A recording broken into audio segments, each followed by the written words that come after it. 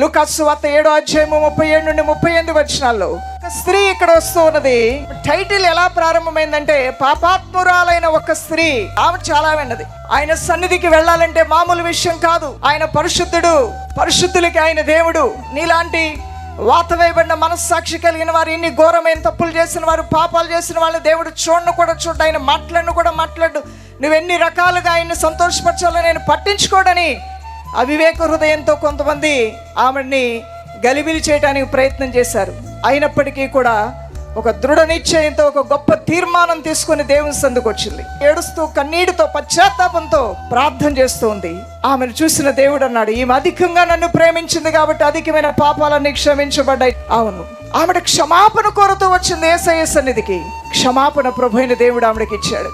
ఎవరు ఎటువంటి అవసరతో, అక్కరతో వచ్చినా, ఎలాంటి స్థితిలో వచ్చినా నిశ్చయముగా నువ్వు నమ్మాలి, దేవుడు నన్ను దాటిపోడు. ఆయన కృప జీవము కంటే ఉత్తమమైంది. ఆయన బలమును, ఆయన ప్రభావమును నేను చూడబోతున్నాను.